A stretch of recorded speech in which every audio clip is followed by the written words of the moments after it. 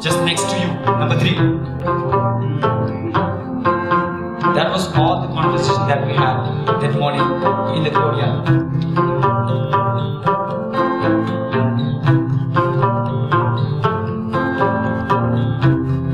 One day he said, "Can you come to the window?"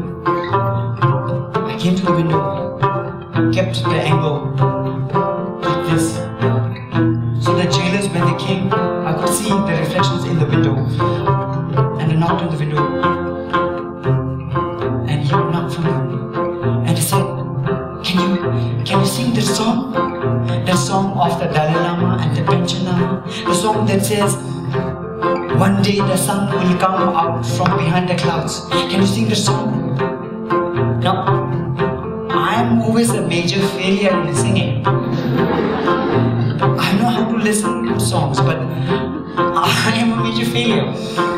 And then being asked by my political prisoner just next to me, with the expectation that somebody from India must know the song. So I said, well,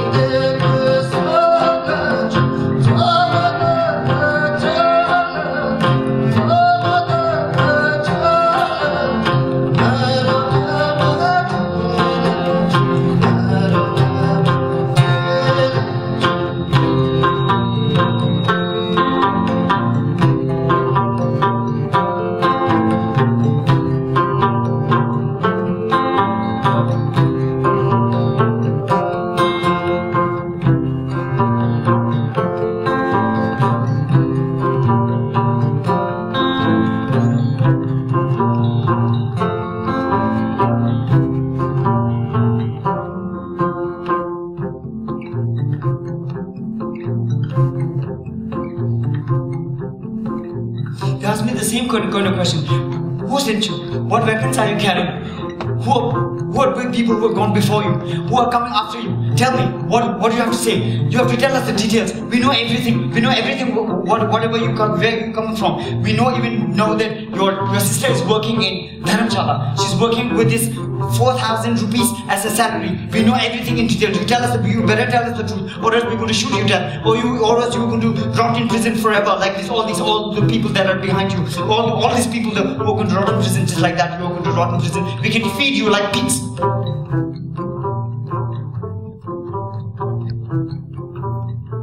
I said, well, I did BA English Literature in Loyola College, Madras University in South India, where I studied Shakespeare. And we also studied Subramaniam Bharati and Rabindranath Tagore. We have heard about Sun Tzu, but not exactly sure. I'm actually more Indian, you know. I don't know much about guns and other things that you think I usually am aware of, but that's all that I know. They said, we know the truth. Now you decide whether you want to be shot dead here on your forehead or you want to rot in prison. You better tell us everything in detail. And I thought, wait a minute, if you know that my sister is working in Dharamshala as a nurse with a salary of 4,000 rupees, which I didn't know, you must know the truth. It kind of relieved me so much, and I said, if you know the truth, then you should be knowing that I didn't receive any kind of fancy training that you suspect I did. And it really settled me. I said, okay, final decision. What I said is the final. If you want, I can write in detail. That is all that I know, and know nothing else. And if I said anything more, I should be lying.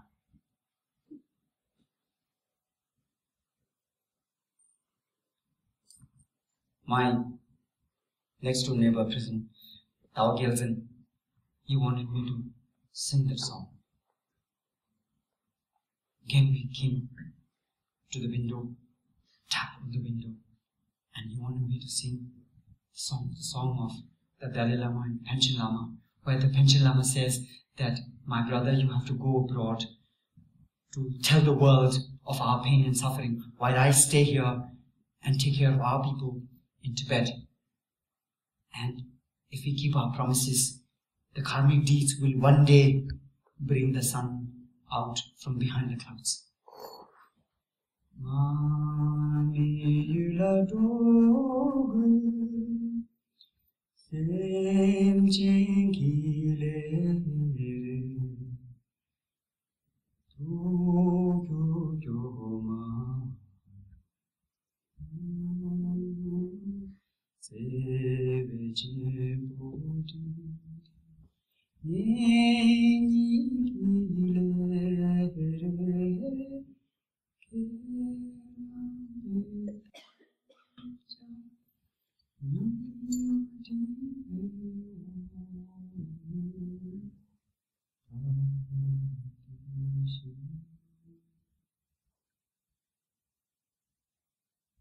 I tapped on the door,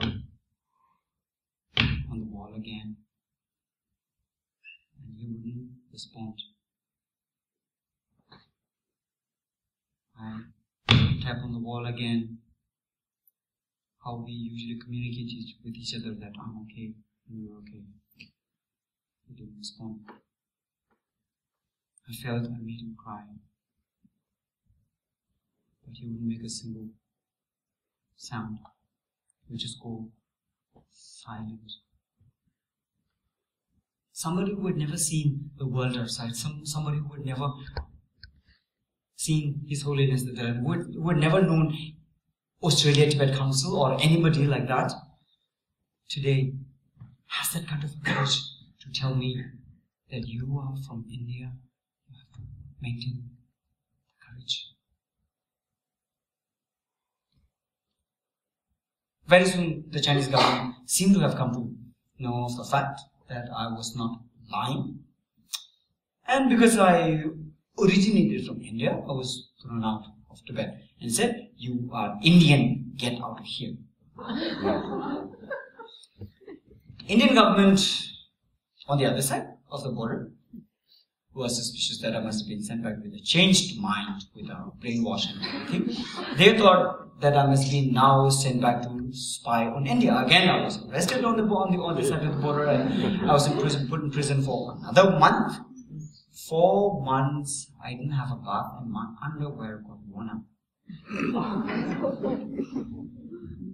And by the time I was sent out of the jail from India, after having spent 4 months in jail continuously. And I came back to India and continued to work as an activist, and today I've become kind of an expert on prison lives. I've been to 12 different jails in India, and I have a huge record of having fought so many court cases successfully. And I can actually write, but some friends have suggested to me that I should write a jail guide. Because I have gone to jails in Bangalore and Bombay and Delhi and Dharamshala and Uttarakhand and Ladakh and Lhasa, and I should write it. But then the most recent case where I was arrested was perhaps the most challenging moment in my life. A major failure in my life. It was 2008 when we marched out to walk to Tibet. And we planned, we worked it out. For 3 months we planned that we are going to march to Tibet. All of us. We are going to carry with us all our supporters, all our Indian brothers and sisters.